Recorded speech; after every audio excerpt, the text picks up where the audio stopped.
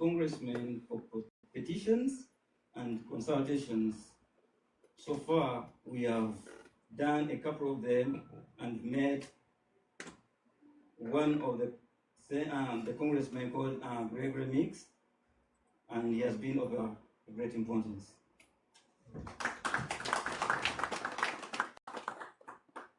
We have been able to reach out to Human Rights Watch and 2 petitions regarding the abuse of human rights in Uganda by the ruling dictator and his counterparts. We also managed to attend the IMF and World Bank spring meetings in Washington, D.C. for the purpose of leadership trainings and also pose questions to the donors for the president's support and the money they rendered him without any tracing on the expenses of the poor citizens of Uganda. We have also managed to mobilize new members to the chapter through various venues, e.g. picnics, conferences, get-together parties, and others. And for that matter, I call upon whoever that is here that has got friends nearby, New Jersey, Connecticut, New York, just forward them together to me. We shall register them, make them be part of us, and also try to see how we can go about the struggle. Last but not least, we managed to create different social media platforms for chapters, say Twitter, the so-called X, Facebook, TikTok accounts, to ease the spread of information to the entire world and hence exposing the characters of the bad regime. Your Excellency, that's what I have to produce to you today as far as the achievements of New York, but we are looking forward to do more, better and better as time goes by. Without wasting much time, I think I'm gonna request the President, please allow me to request you to come and give a word to your people. Thank you. You're the long-awaited person.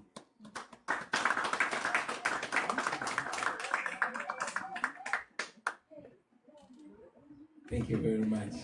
May I please speak from here? Yes. Yes. Thank you very much. People power. Our power. Our power. People power. NUP. Everywhere. Everywhere. NUP. Thank you very much, ladies and gentlemen. I'm honored to be in your midst today. Honored. I was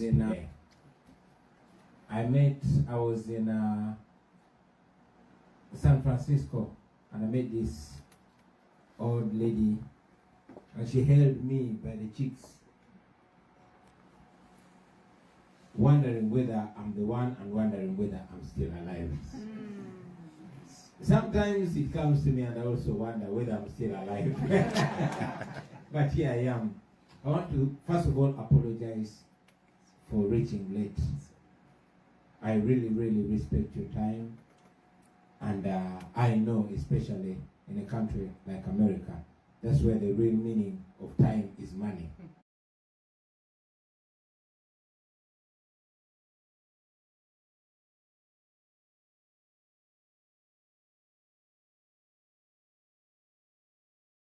I found myself having so much to deal with in a very short time. I'm in New York only up to tomorrow, and yet there's so much to do. But nevertheless, I am here. And it is you, the white people, that say better late than never.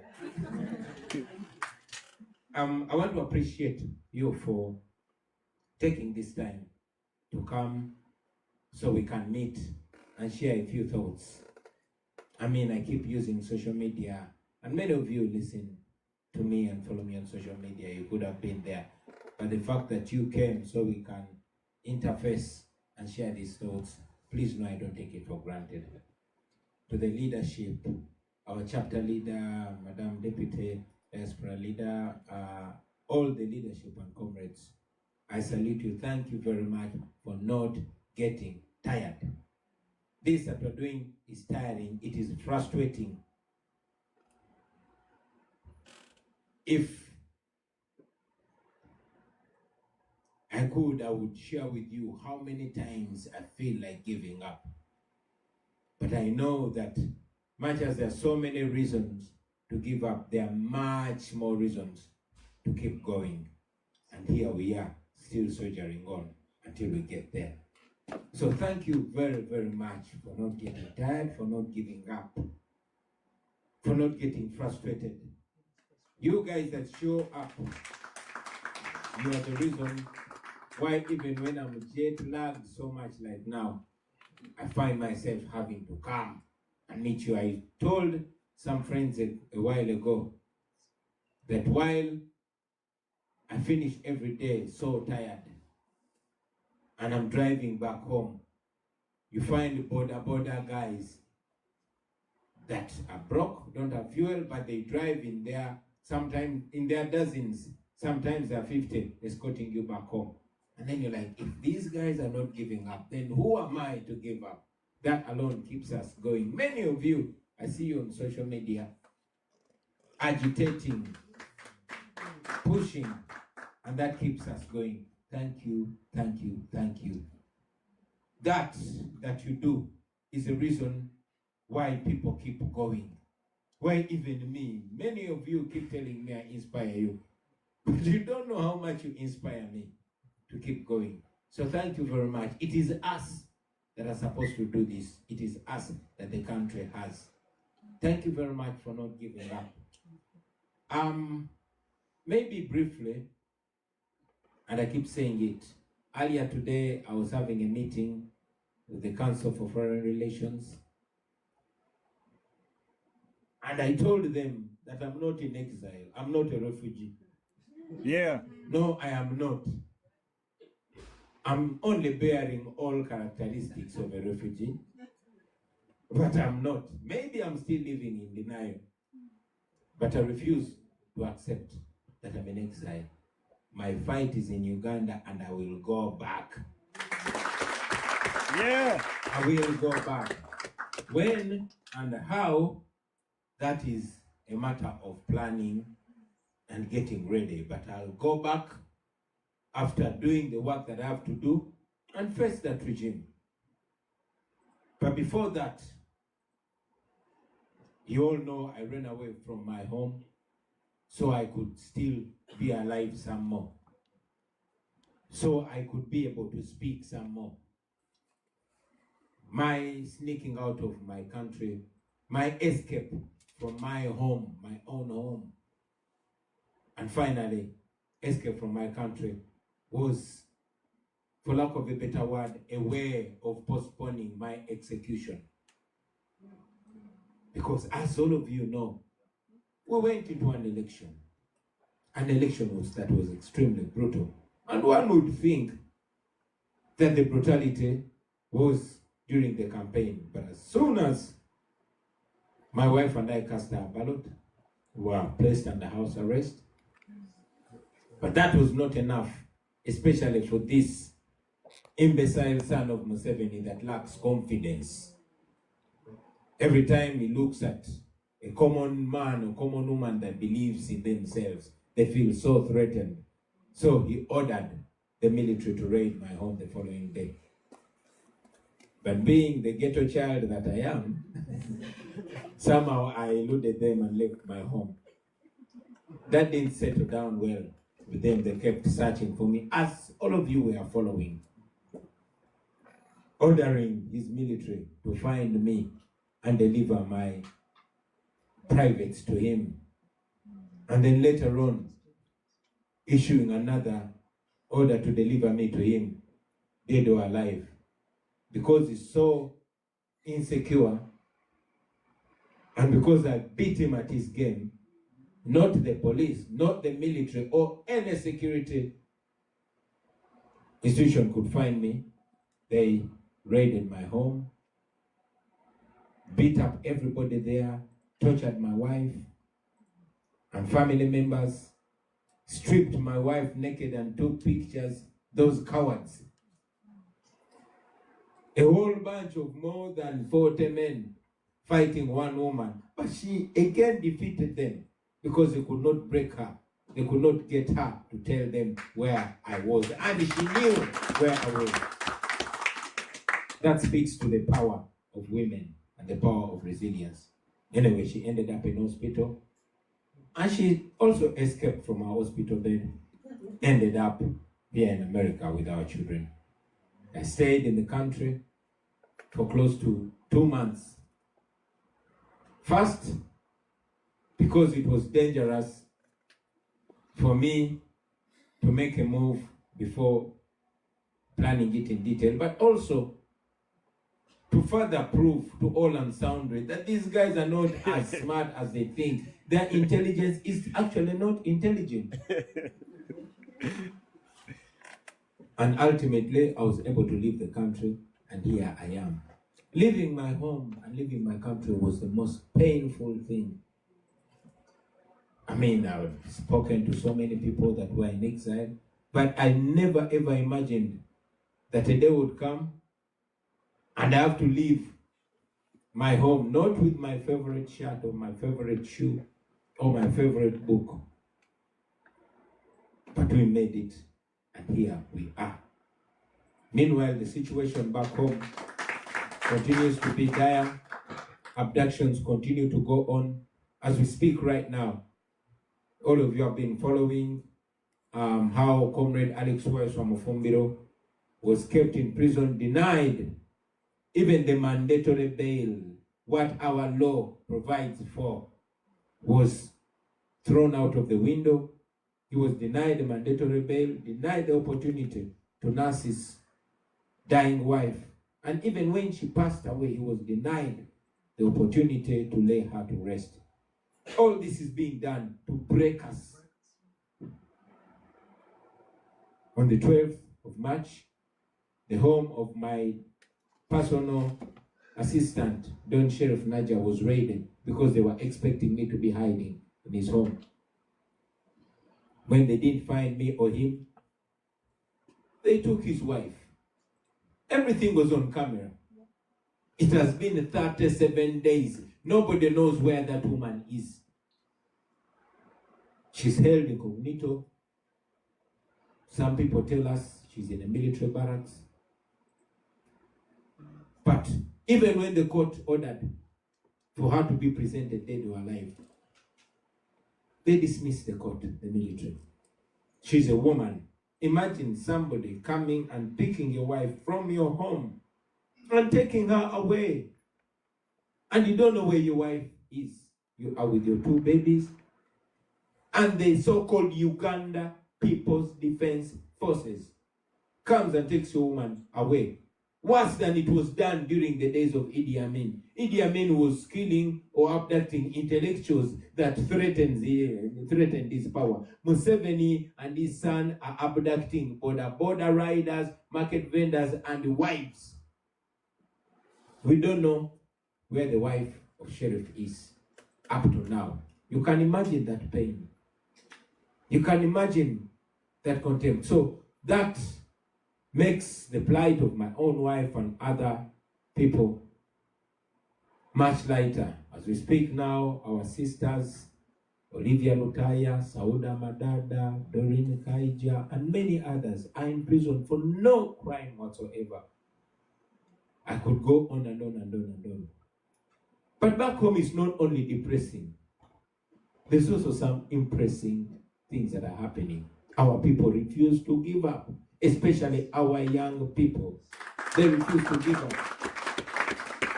In the face of intimidation, wherever and whenever there's an opportunity for them to assert themselves, they have done it. You followed up in Makerere University, you are following in Chambogo, you are following other institutions of learning. But even besides that, the population itself refuses to give up. The regime has decided to revenge on people for not voting them. They are demolishing people's houses with impunity, trying to impoverish them, trying to, prove a point. As we speak right now, the regime is not only fighting activists and freedom fighters back home, but even here where we are. Now, they've brought a new law that seeks to make this that we are doing illegal. to make it illegal for Ugandans, even thousands of miles away from home, to meet and discuss the future of Uganda. If you meet and discuss how messed up our economy is, they'll brand you an economic saboteur. And they are threatening to declare us non-citizens. Imagine somebody who we know is a foreigner is trying to declare us foreigners in our own country. That can go on and on and on and on. But the good news is that our people refuse to give up. They are still standing strong. Now I'm here, many people, and you saw regime propagandists when I escaped Uganda, and the next stop was Washington. They went on social media and said, you see, Bobi Wine is an agent of the whites, he's an agent of colonialism. Why did he go to America? Why didn't he go to an African country? And they would be right if they were not idiots. Why? I mean, look back in the 60s, in the fight for independence, in the 70s, in the days of Idi Amin, and even the 80s, in the days of Milton Obote, Ugandan dissidents would just cross the border to Kenya and they would be safe. The likes of Museveni. Well, Museveni went to Europe, the same person criticizing me for going to the West. He was in Sweden with his family. But I mean, people like Dr. Kiza Besigye and others had their bases in Nairobi, in Tanzania, and other countries. Question is, how come then I did not go to Kenya? All of you have seen that the Ugandan dictatorship has gone ahead to export its impunity even across the border. And this, I keep telling the Americans and the Europeans that every time they tolerate a dictatorship, it grows from a seed to a seedling to a big tree. And now, the impunity has been exported to Kenya and Tanzania and other countries. No wonder now abductions are the order of the day. It never used to happen in Kenya. One would be safe in Kenya or Tanzania. But you saw Dr. Besigye was abducted from Kenya by Ugandan security, driven across the border in a car trunk, and then slapped with bogus charges in a kangaroo military court. And now the same people are questioning why I did not base in Kenya. You saw what happened to our sister Agatha Dwele and other activists in Tanzania. And now the same people are wondering why I did not serve myself to the regime by going to Tanzania. Anyway, here I am, alive and kicking, and still going. The biggest question therefore would be, what next? What is the mission? Friends, I am not in exile, I'm on a mission. Thank you. Amen. Yeah. And I'm not going to stop. We are not going to stop. Yes, I'm saying that to me, don't quote me, because technically I'm in exile. But spiritually, I am not. I'm on the move. And this move, the final stop, it might not be the next stop, but the final stop will be Kampala, Uganda. We have a problem, a very, very big problem. But we are going to turn this problem into an opportunity. Somebody say it after me. We are going to turn this problem into an opportunity. We are going to turn this problem into an opportunity. Because yes, we can, and we are going to do that. They thought by driving me out of their country, they had finished the game. They're just starting it. It's important to look at challenges and turn them into opportunities.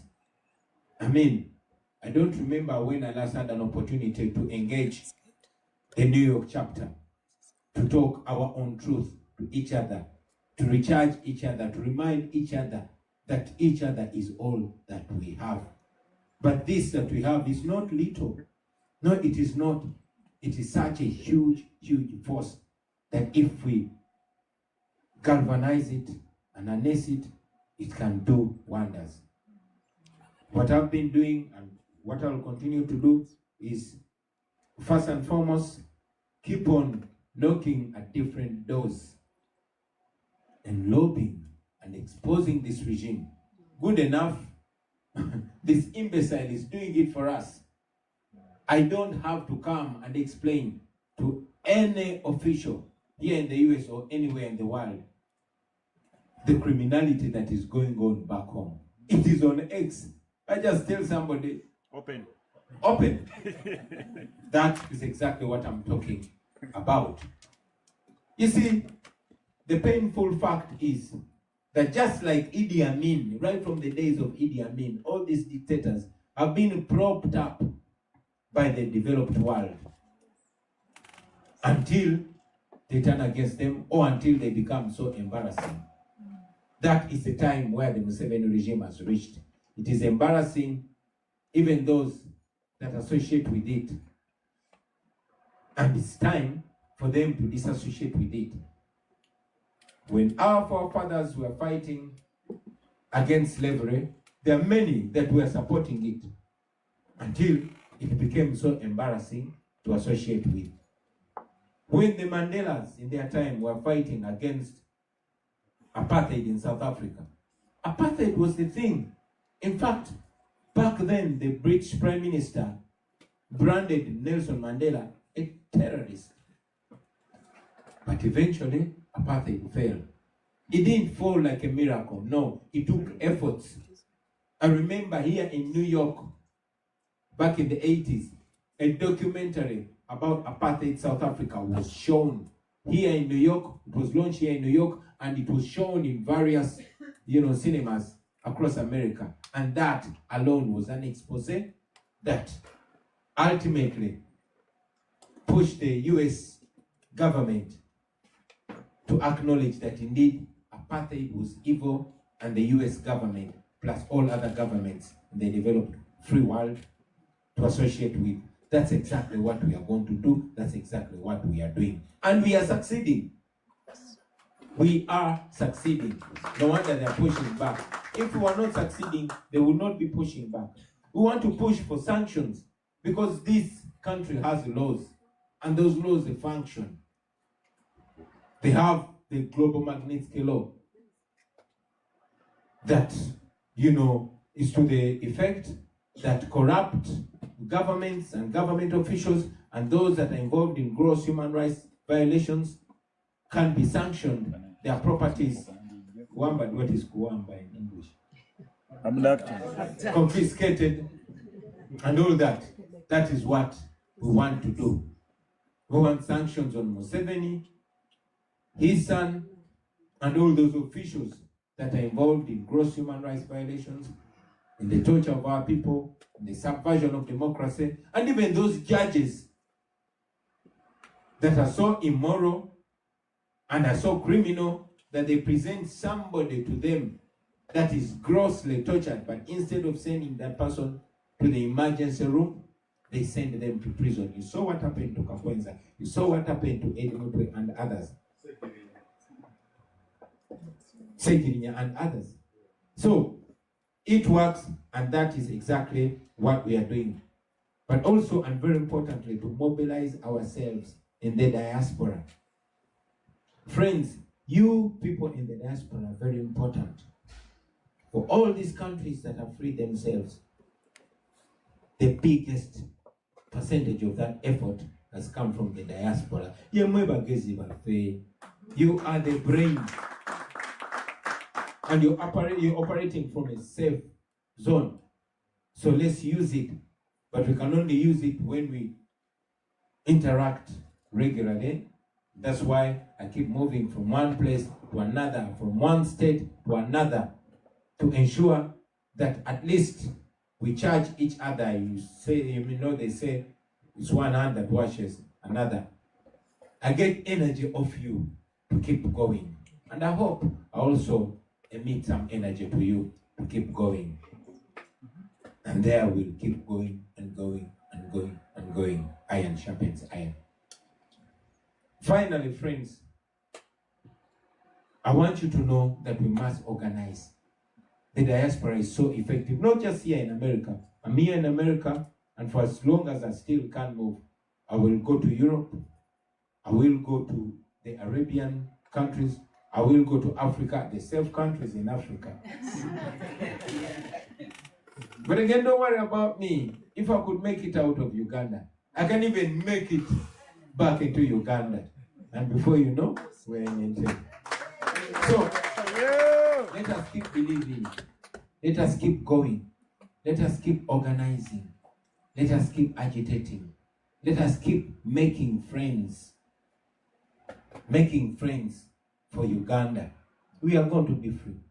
Me, I'm not giving up. No, I'm not going to give up. In any case, what other alternative other than keep going? I like Bob Marley. He said you can never know how strong you are until being strong is the only solution. Here we are. Here we are. Finally, I want to thank the people that have supported us. Personally, I always laugh at myself when I say I'm homeless, because I am. The military took over my home. But I've lived just as comfortable as I was in my home because I'm surrounded with love. I want to thank you very much for keeping me fed, for keeping me clothed, for keeping me hopeful. Do that to each other. Do that to each other.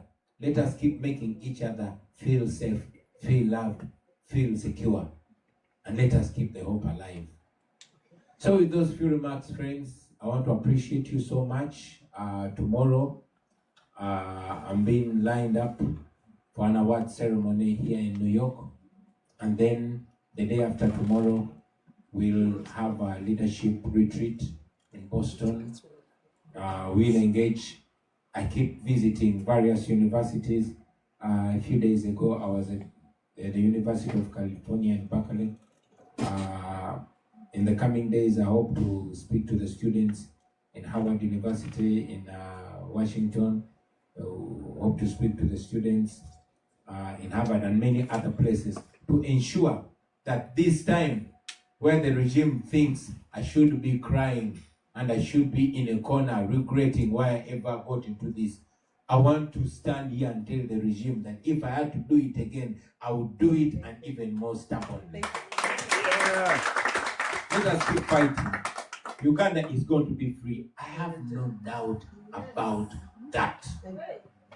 I have no doubt about that. These things that you see the regime doing show an exiting regime. If they were still here, they would be operating with confidence. But now they're operating with fear. They are under fear. Let us keep pushing. One day we'll be meeting in our own home. One day we're not going to have to be shy about our country. We're going to be proud of our country. We're not going to have to be scared. We will be free, and that is very soon. But it's not going to come as a miracle. It's going to come out of the work and the push that we exert. Thank you very much, ladies and gentlemen. And thank you for the leadership. People power. Wow. Wow. Yeah, thank you so much, Mr. President. People power, our power, People power. NUP, Everywhere. and everywhere. NUP. People power, Our power. our power, People power. everywhere. NUP. And NUP Everywhere. in New York, Everywhere. in Boston, People power. in California, People power. in Chicago. People power. Everywhere is NUP. 50 states. I'm Chaplain, our president. Thank you so much, Mr. President. Thank you, New York, for loving our president, and thank you for loving National Unity Platform. We're gonna be doing Q&A. We will, for those that have questions, you can write them down, and we can we can forward some of those questions. Two, we are going to be, Madam Leila, I think Mr. Stewart stepped out a little bit. Those who need refreshments, water is right at the back, some snacks over there. So feel free to pick up a bottle and drink. And it's kind of a little bit hot here, but let's give it serve yourself. Feel free, get up and So Q&A is next. Please feel free, and thank you so much. Hello. Mr. President. Yes, sir. My name is Ernest Skinner, 83 years of age, Commonwealth. I've been in this country since 1967. I've never stopped being a Pan-Africanist. I come from Trinidad and Tobago. I want to congratulate you for what you've been doing. The fact that you've put your body on the line time and time again is what is expected of you. The beauty about it is that you are now surrounded by people who hold you in great esteem, and you should very much be comforted by that. I'm extremely happy to know that your wife has joined you. I move in political circles, and I understand that Brother Meeks has met with your folks. I would like to give you the opportunity to possibly meet with the head of the Congressional Black Caucus, Congresswoman Yvette Clark. Yvette is my congressperson, and I helped to get her elected. So I will do that. So I'll be talking with your president, your local president, to see how that can be done. Continue success. Thank you so much. Thank you, Elder. Thank you, sir. Much appreciated. Thank you so much. Mr. President-elect, congratulations. My name is Bukola Shonuga. I'm a Nigerian American, but I call myself, I'm a citizen of the United States of Africa. That's what I am. And my question to you is, you feel safe in America, ironically. I've been following you for quite a while now. By the way, I'd like to recognize Milton Alimadi. Milton Alimadi is the #1 champion. Our brother, who's a champion. It just gives us so much power, and he's one that actually invites us here in such a short notice. But back to my question, it's ironic that you're in America right now with the situation in this country with an autocratic power in this country, where you feel safe. In light of what's happening in the Gaza Strip, in Iran, as we speak in the Middle East in general, and the role that America and Israel play in this massacre that's happening in that part of the world, why do you feel safe in America? I mean, really, I want you to answer the question. Why do you feel safe in a country that Africans, so to speak, used to look up to this country as a safe haven that we come and we work and we contribute to the economy and the culture of this nation, whereby America does not belong to white people, it belongs to indigenous people, right? So we're all entitled to be in this country. And I understand that that's why we're here and we contribute. But then again, my specific question that I would like to address, why do you feel so safe in this country, considering the current state of affairs in this country? Thank you. Thank you, Mama. I appreciate the fact that you envision Africa as a United States. We might not see that in our lifetime, but when the dream is kept alive, we'll get there. I mean, our forefathers envisioned freedom for 400 years, but they saw that freedom through their posterity. So dreams never die. Why do I feel safe in America? I never said I feel safe, because I don't feel fully safe. But I can confidently say I feel much safer in America than back home. The further away I'm from home, is the safer I feel. Isn't that painful? Isn't that ironic? I just mentioned that in the days of Idi Amin, you could, as soon as you cross the border, you feel safe. But even the brothers across the border compromise, and the compromising continues. So first and foremost, I wanted to make it to be as far away from home as possible to feel safe. Not only for safety, because I could go to Zambia, I would be safe in Zambia. At least they have a decent president who also happens to be my personal friend, President Ichilema. I could maybe have a semblance of safety in countries like South Africa and others. But again, Zambia or South Africa is less responsible for the situation in Uganda than America. For a long time, America has been giving Museveni up to $1 billion US. Now that money is given to Museveni in our name. But realistically, that money is meant to suppress us.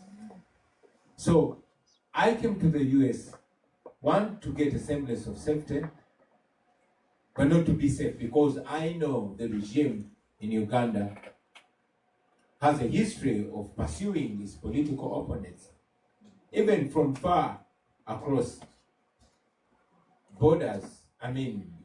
Even when I move in America, I look over my shoulders because I know a lot of taxpayers' money has been invested to pursue me and eliminate me. In fact, it's easier and safer for them to harm me or eliminate me from a country like America, because then they can say, it was not in our hands. But again, I'm here in America to make a case for Uganda, to tell the Americans, the American administration, that we are not here to ask you to save us. We are here to demand that you stop sponsoring our oppression. If America is not supporting Museveni, he would not be able to subjugate us for that long. If the EU was not empowering and sponsoring him, he wouldn't. We can fight Museveni and defeat him, but we cannot fight against $1 billion a year. We cannot fight against American guns and the French, tear gas and the European euros and all that. We want to call them out, to ask them to stop being partners in crime. And we don't only call out the administration, but to try as much as possible, which we are. And that's why I'm asking you to make as many friends as possible. Pleases me so much to see that we have an elder from Trinidad and Tobago, to a sister like you from Nigeria, coming together as Africans to agitate for an African country, so that we can make that a free country and a base to free other countries. And we know that this is a country where citizens are respected and listened to.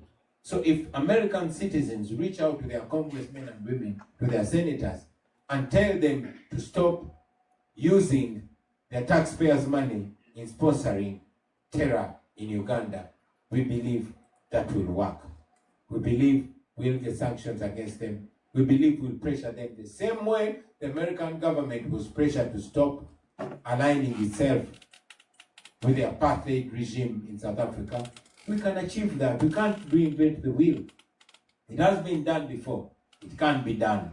Finally, I'll tell you this, that what is being done in Uganda is not being done in Europe. If the people that Museveni is killing were being killed by any European dictator, that dictator would not be in power the following week.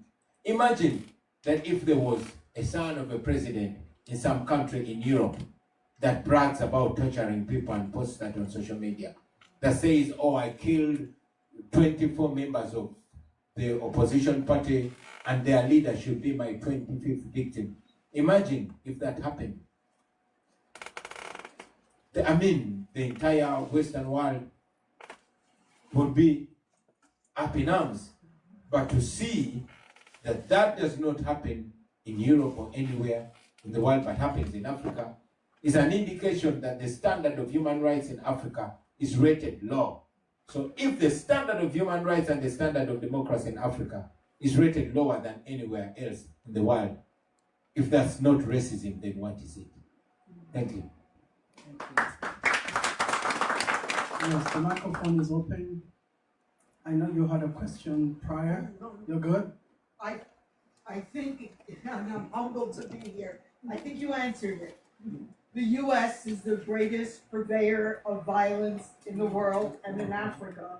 It is our responsibility who live in the belly of the beast to stop the funding of the killing, to stop the imperialist hegemonistic interest, and to support, as you so determined, the president, the rightful president of Uganda to return home and assume a beautiful, beloved community and freedom. So you've answered it, and I'm honored. Thank you. Thank you. Yeah, comrades, the microphone is open. Please feel free. I'll repeat, we have refreshment, we have water, and we have a couple snacks at the back. Yes, thank you.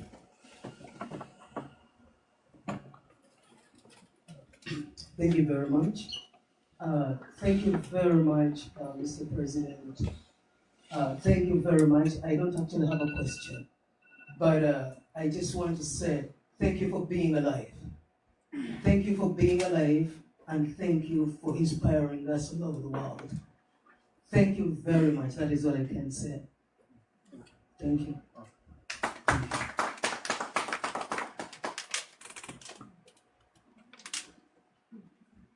Yeah, yes, sir. Thank you. Hello, Mr. President. My name is Amalsa Pasasha. I'm Ugandan, born and bred. I just wanted to commend you for how resilient you have been over the course of this fight and struggle.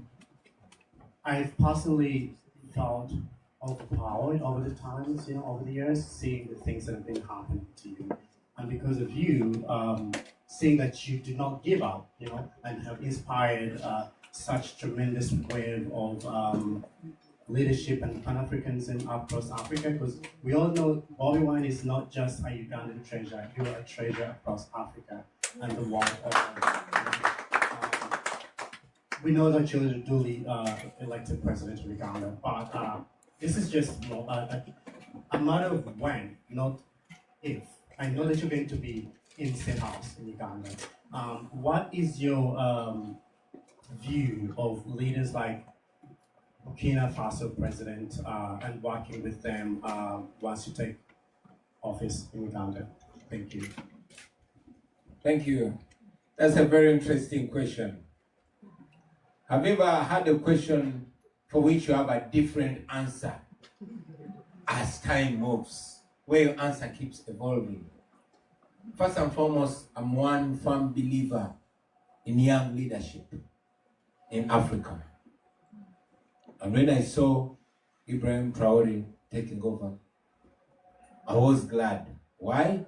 I loved and I love Thomas Sankara. And I saw Thomas Sankara taking over. What Thomas Sankara did and what we hoped he would have done had he lived inspired us.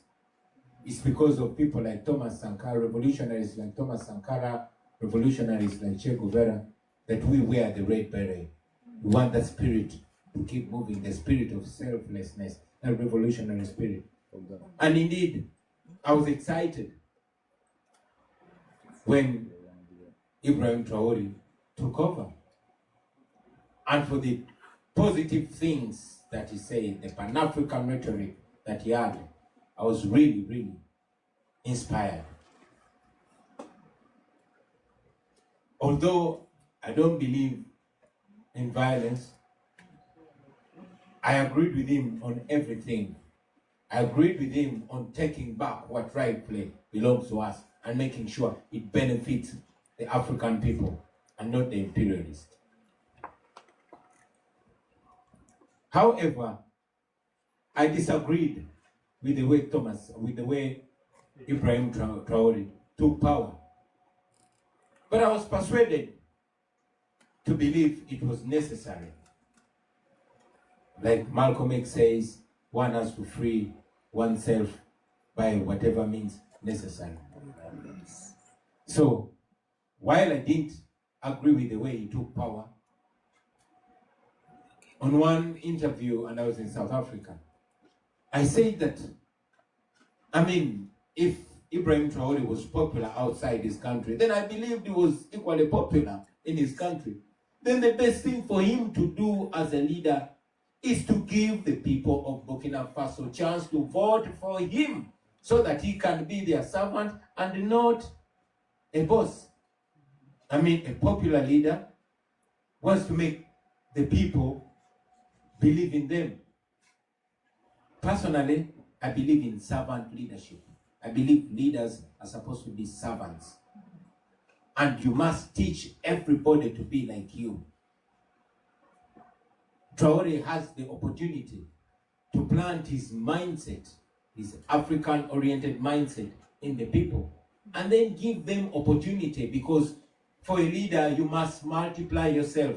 I've said it many times. I want to inspire as many Bobi Wines in Uganda, and among them, you will find even more talented Bobi Wines than myself, more educated ones like myself, because the success of any leader is to be able to inspire other leaders to come after them. So that was my firm belief.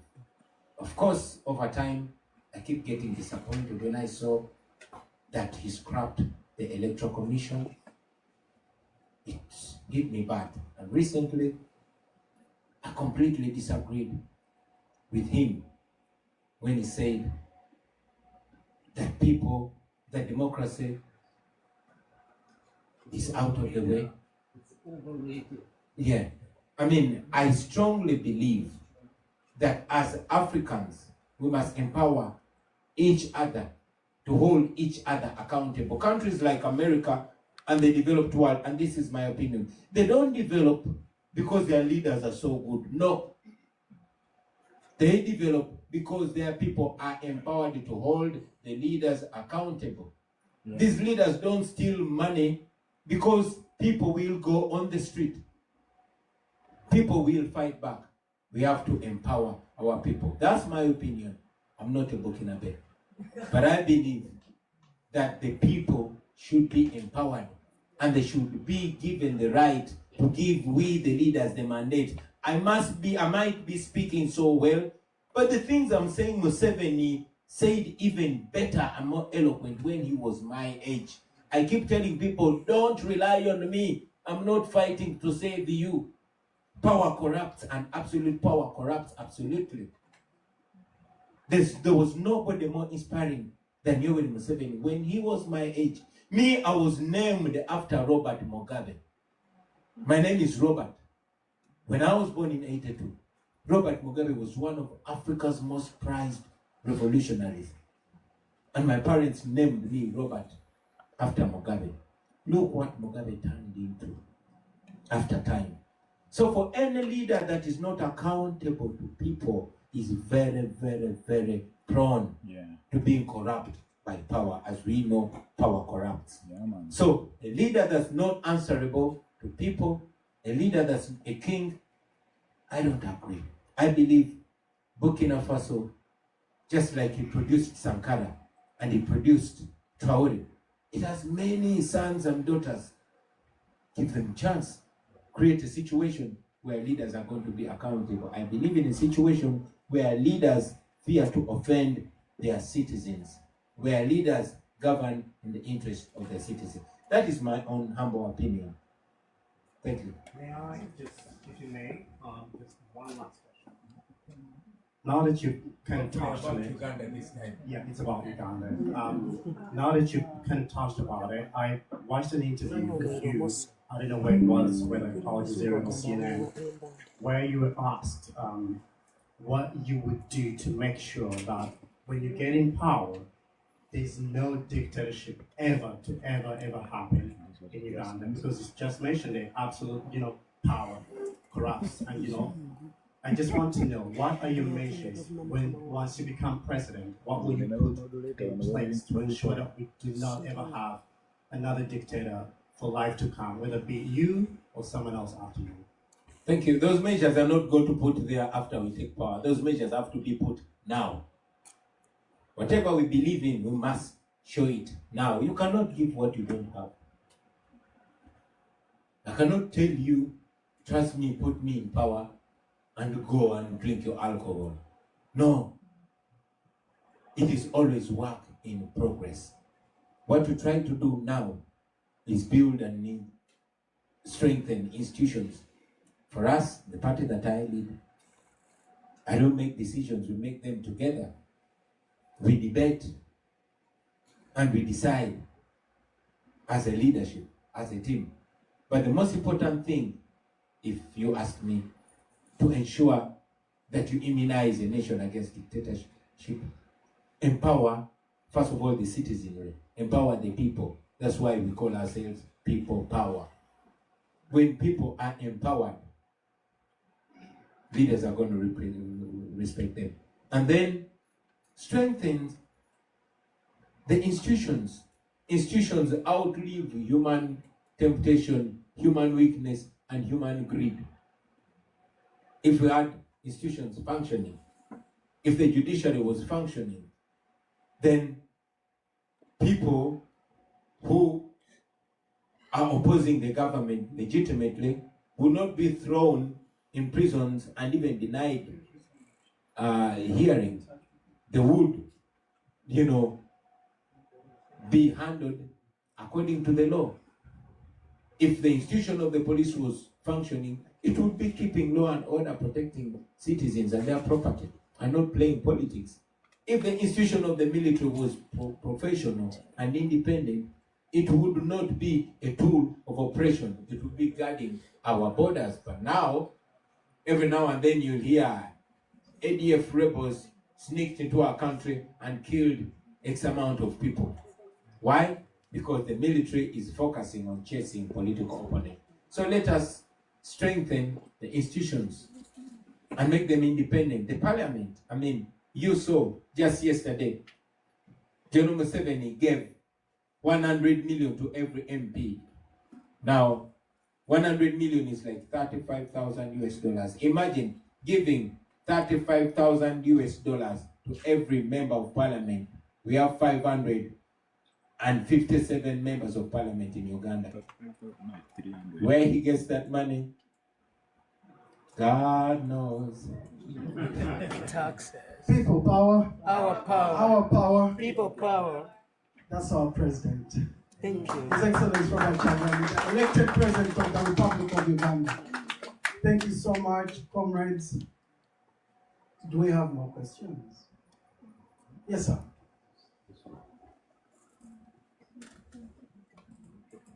How you doing, Mr. President? I'm honored to be here. I don't know a whole lot about Uganda, but my friend's from Uganda. She talked about her country. The one thing she said to me today was she asked me to accommodate her to this event so she can see her president. And I say that with empathy. She said her president. She said you are the one true president of Uganda. And me coming here, hearing you speak about the challenges because I don't know a lot about Uganda. She teaching me a little bit. I can say a couple little words. But again, I'm honored to be here because the topics, they go on here in the United States also. Not as bad as over in Uganda. And the fact that you're standing up and fighting for your country, and everyone in here acknowledge you as Mr. President. So I just want to say, she told me, Way Valley means thank you. So I just want to say thank you. Everybody, Sibu. Everybody. Yeah, people power. Yes, now we're going to have a picture with the president. We'll all come and stand aside, and then we'll get a good, beautiful picture for the New York chapter. Hey guys, before everyone goes, we want to have a good portrait picture for the New York chapter, so you guys know that we were all here and rejuvenating this chapter. I think it will be a good thing for you. Yes. Yes, Mr. President-elect, it's really an honor to be here to hear you, to be in your spiritual energy as an African. I'd like to recommend that, Milton, we'll get back to Milton on this, but you're infusing into your language and also people that are in your presence is so powerful. I've been in this country for 45 years. In my time, I've never seen any young African leaders come to the United States and really have this sort of magnetic power that you really have. And in that light, the fact that we are educated in this country as well with all our PhDs and masters and so on, the African immigrant community is so huge. I'm sure you know this. Right here you have the Muslim Uganda community. The Nigerians are the most, populated, the largest population of African immigrants in America are Nigerians. And then you have other African, population around the U.S. I would like to recommend a town hall meeting where we can really engage. So, because what you're putting out is really what we call original content, knowledge. We get on social media fine, but I've been with you in person is really more powerful than what we get on social media. So anyway, I'm saying that with your coordinator, I'm also a member of the New York Foreign Press. I'm an independent journalist by profession. And being an independent media person, we get to say whatever we want. We don't get paid by corporate media. We're not beholden to anyone, right?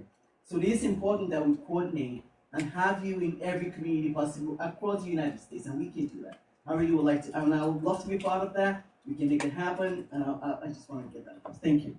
I get emotional.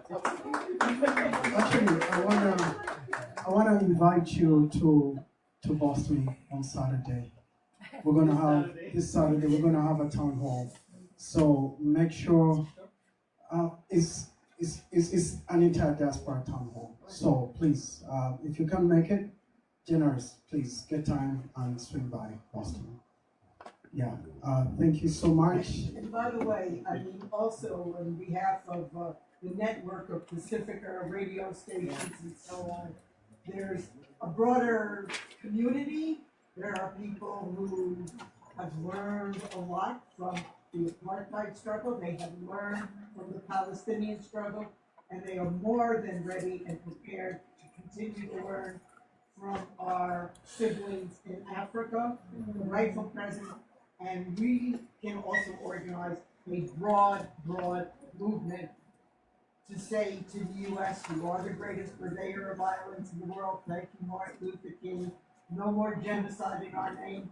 No more funding of Museveni. So when you're ready, Stuart and so on, we commit also to put together a broad forum to get more funding. We're not going to be as big as Berkeley, but now we can do it. Also with money as well.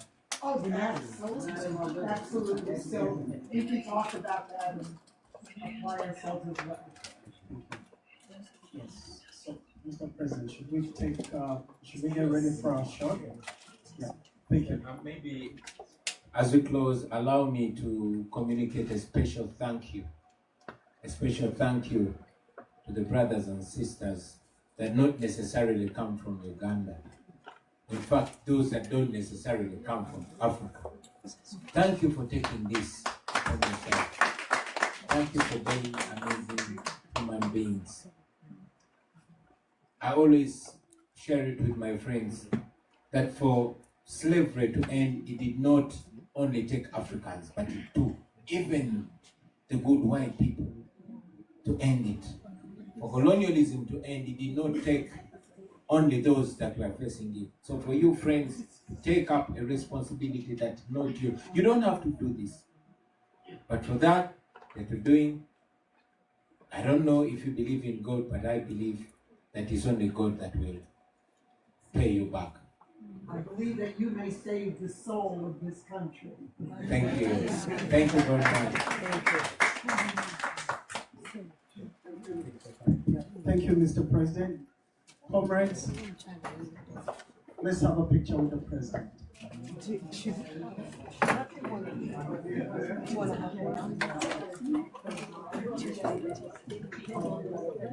Yes.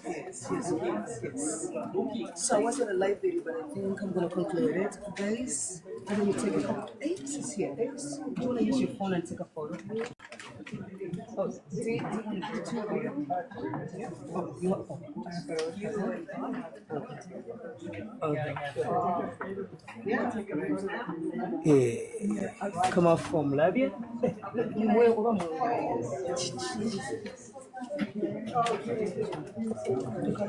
gonna give him this. That I'll be giving him a flag when I see him. Yes, I'm gonna give him a flag. Bobby? Yes. And since he's signing, I'm gonna ask him to sign my cup. And I'm gonna ask him to sign. Thank you all.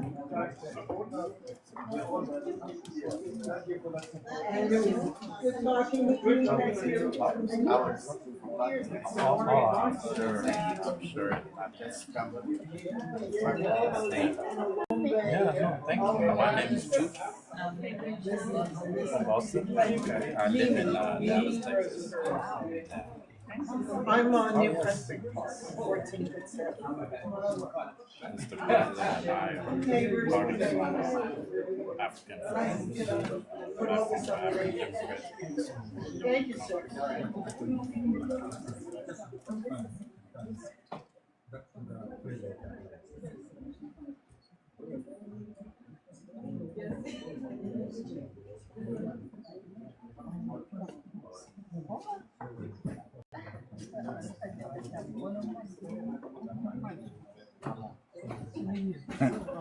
Olimba Civil.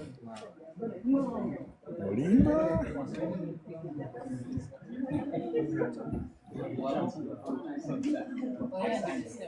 Guys, everybody come over behind me in this picture for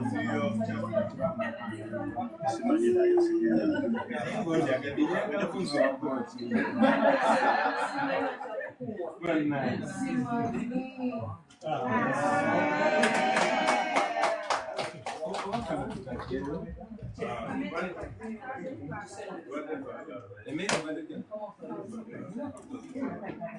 Let's close in, comrades. Let's close in a beautiful picture.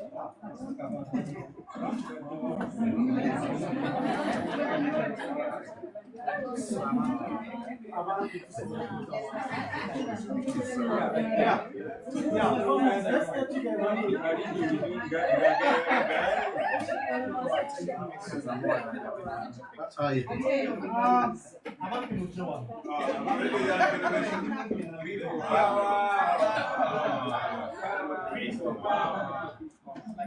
We can take the young, give it a shot. People power, our power, People power.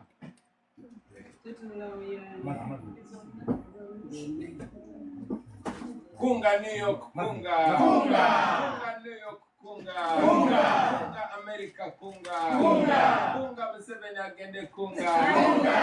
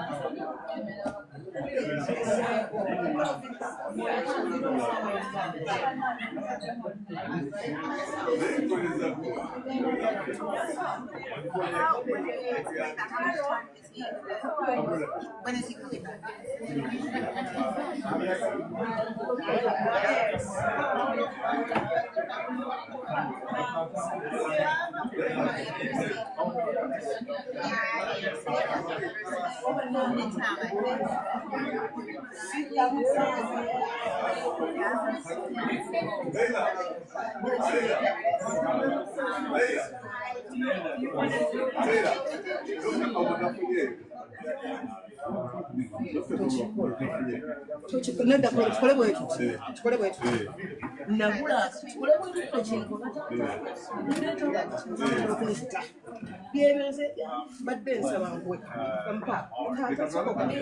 It's the same thing. Like I'm not just to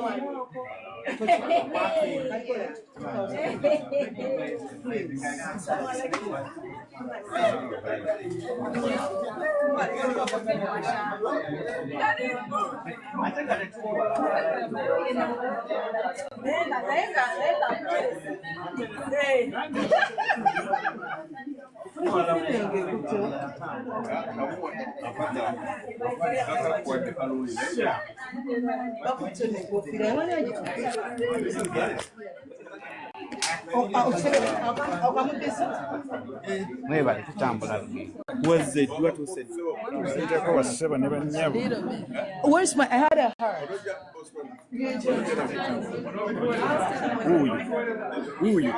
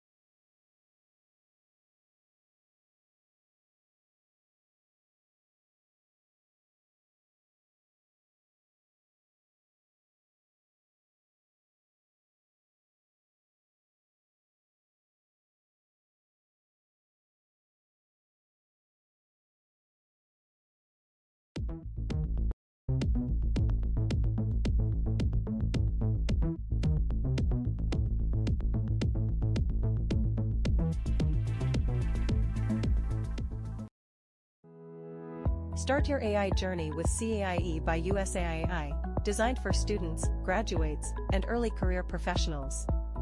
CAIE gives you core AI skills used in real-world applications, building a strong foundation for your career.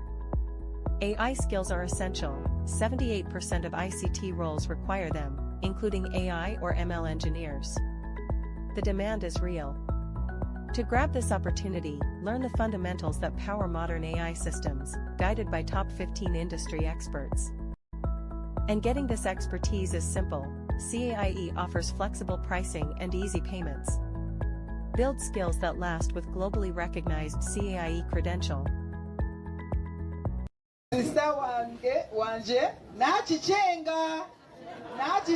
People power, our power, people power, Oritia, Oritia, Oritia, Tuero Padano, Tuero Wa, Tuero Wa, Tuero Wa. Yes, thank you so much. The Secretary General, Tata Kampala.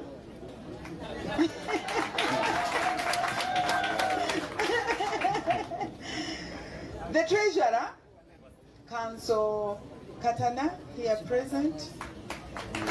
My sister and my twin, my beloved, my roommate in the basement, yes, in the basement with didn't know where we were, but yes. Your Excellency Jole Tukamushava, the members of parliament here present, the mayors here present, the student leadership. You have lit the fire. You saw Makerere. I recognize you here present. Media, what can we say? You are here with us amidst all the animosities. And the staff of the Secretariat, flagged here present by our Chief Admin, Executive Secretary, that's Auntie Sarah, and all you here present in your different capacities. Good afternoon.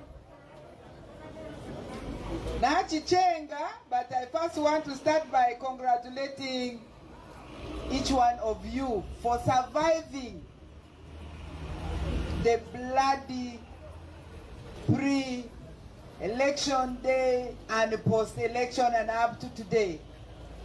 I invite us never to forget those who have lost their lives. Some we don't even know, and their families. May we observe a moment of silence and remember them.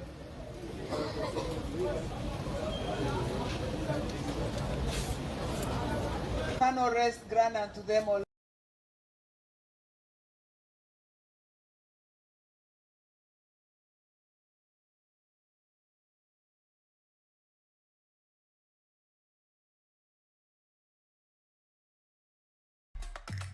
Join the 9th anniversary. Come build your own pocket city. Turn demo skills into city landmarks.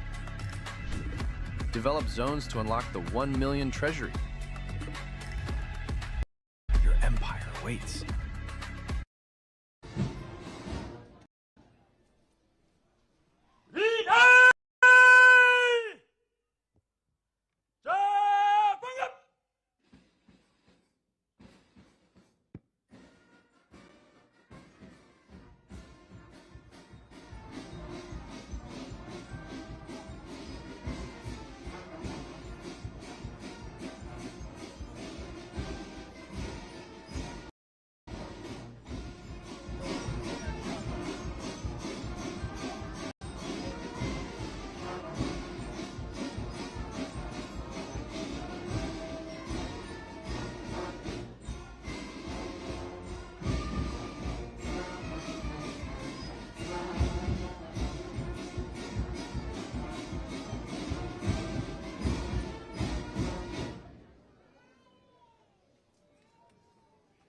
Can take our seats, please.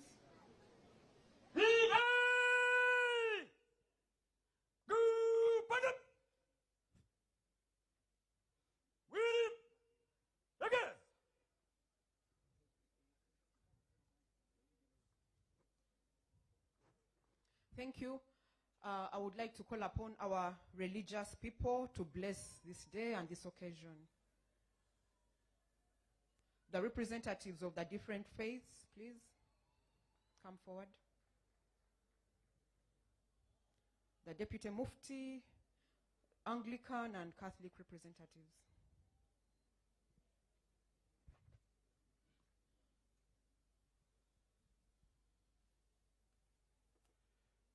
بسم الله الرحمن الرحيم الحمد لله رب العالمين الرحمن الرحيم مالك يوم الدين إياك نعبد وإياك نستعين اهدنا الصراط المستقيم صراط الذين أنعمت عليهم غير المغضوب عليهم ولا الضالين. In the name of Allah, the most gracious, the most merciful, all praise is due to Allah, Lord of the worlds, the most compassionate, the most merciful.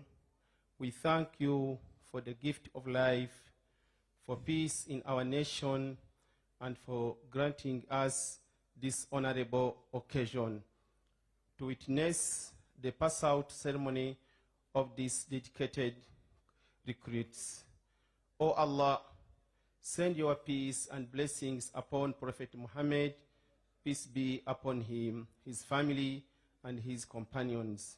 O Allah, we humbly pray for the leadership of our nation. Bless and guide our President Yoweri Kaguta Museveni, also guide our Vice President, Madam Alupo. Grant them good health and strength to continue leading this country. We pray for the First Lady and the entire First Family. Protect them and grant them continued service to the nation. Oh Allah, we ask you to bless the leadership of the Uganda Prison Service, especially the Commissioner General and all the management. Grant them integrity, wisdom, and compassion as they carry out their noble duty of correction, rehabilitation, and nation building. O Allah, bless our beloved country, Uganda. Grant us peace, unity, and prosperity. Protect us from division, conflict, and hardship. Strengthen the bonds of brotherhood among all citizens, and guide us to work together for the development of our nation. O Allah, we commit these recruits into your care as they pass out today into service. Grant them discipline, courage, and sincerity in their duties. Instill in them deep patriotism, love for their country, respect for its laws, and commitment to serve with honor and integrity. May they be protectors of justice, defenders of peace, and agents of good service. O Allah, bless this ceremony and all those present. Accept our prayers and guide us all on a straight path. Indeed, you are the all-hearing, the all-knowing. In the name of Allah, we pray. Ameen.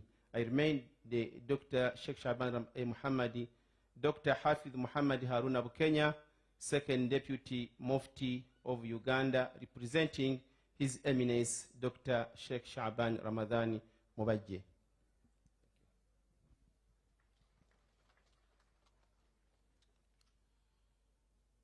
As we continue in prayer, to you, our chief guest,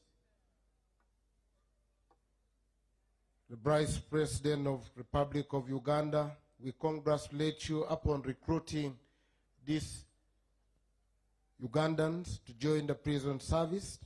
We congratulate you, Commissioner General of Prisons, for the successful training and the commissioning of these warders and the wardresses today. As we pray for you, we want to commission you and pray that as you go out, we ask you to remain focused on what made you join Uganda Prison Service. If you joined the service because of serving the nation, serve the nation. If you join because you want to be a drunkard, go and drink. If you join because you want to be somebody in future, please do it. And the peace of God, which surpass all human understandings, will keep your hearts and mind in the knowledge and love of God and of His Son, Jesus Christ. Now may the blessings of God Almighty, the Father, the Son, and the Holy Spirit go with you now and forever.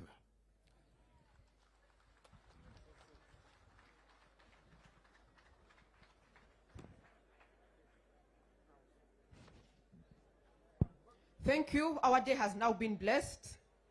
I hand over to the parade commander to take us in both slow and quick time. Over to you.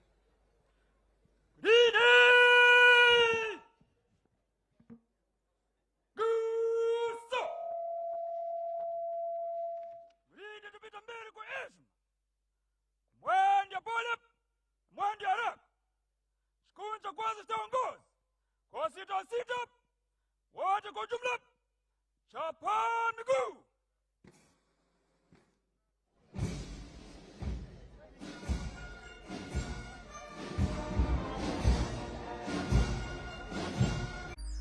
Tired of the stress and mess that is your business network? Introducing Airtel Managed Network Solutions, the cost-effective, secure, scalable, and fully expertly managed network solution that makes running your business easier with expert management, scalable infrastructure, cost efficiency, enterprise security, zero downtime, cost-effective, 24/7 support. Secure, scalable, cost-effective, managed by Airtel experts. Your network fully managed in the cloud. Lower costs, scale fast, move faster, focus on growth. Untangle your network, unleash your business. Talk to our experts today. Call 125 or email business.support@ug.airtel.com.